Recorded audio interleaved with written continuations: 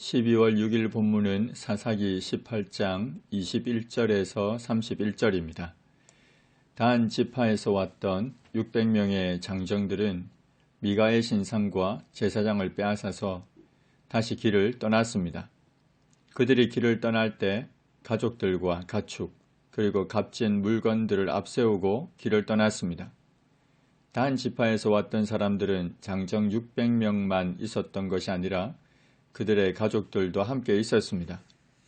그런데 길을 떠날 때 가족들을 앞세운 것은 라이스 사람들에게는 속이기 위함이고 또 다른 한편으로는 미가의 추격을 예상하고 그에 대비한 것으로 볼 수 있습니다.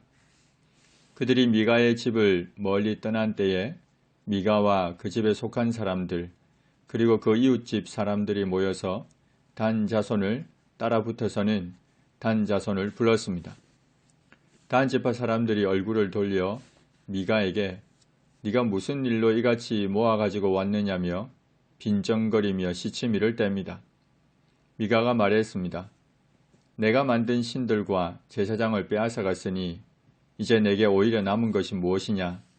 너희가 어찌하여 나더러 무슨 일이냐고 하느냐?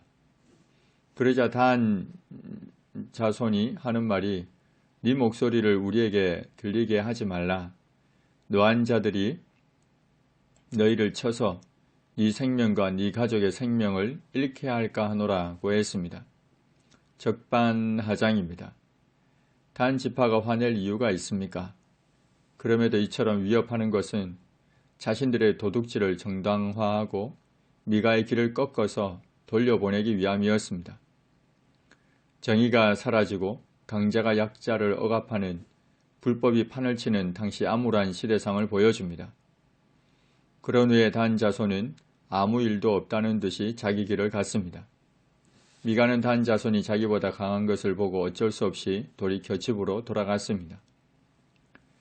단 자손은 미가가 만든 우상과 그 제사장을 취한 후에 라이스에 이르렀습니다. 라이스에 사는 백성들은 한가하고 걱정 없이 살고 있었습니다. 단 자손이 이들을 공격했습니다. 당시 라이스는 헤르몬 산자락 베드르홉 가까운 골짜기에 있었습니다. 라이스를 관할하던 시돈과도 거리가 멀어서 시돈의 간섭 밖에 있었습니다. 라이스와 상종하는 사람도 없었습니다. 그래서 라이스에 사는 백성들을 도와줄 자가 없었습니다. 단 자손은 손쉽게 라이스를 공격해서 그들을 칼날로 치며 그 성읍을 불살랐습니다. 단 자손의 라이스 공격은 하나님께서 주신 자신의 기업은 포기하고 평화롭게 살고 있는 자들을 도륙하는 비신앙적이고 야만적인 행위였습니다. 라이스를 공격해서 그 땅을 차지한 단 자손들은 그 성읍을 단이라 이름했습니다. 그러나 그 성읍의 본 이름은 라이스였습니다. 굳이 그 성읍의 본 이름이 라이스라는 사실을 밝히는 것은 단 지파의 정복과 그들의 정착한 그 지경이 하나님 앞에 온전하지 못한 것이라는 사실을 암시하기 위함입니다. 그 땅을 차지한 단 자손들이 가장 먼저 한 것은 자기들을 위하여 그 새긴 신상을 세우는 것이었습니다. 그리고 미가의 집에서 데려왔던 그 레위 청년, 곧 모세의 손자요 게르솜의 아들인 요나단을 단 지파의 제사장으로 삼았습니다.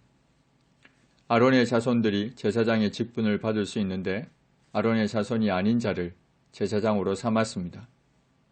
그리고 그 땅 백성이 사로잡히는 날까지 곧 엘리 제사장 시대에 법궤가 블레셋에 빼앗길 때까지 요나단과 그의 자손은 단 지파의 제사장이 되었습니다. 하나님의 집이 실로에 있을 동안에 미가가 만든 바 새긴 신상이 단 자손에게 있었습니다.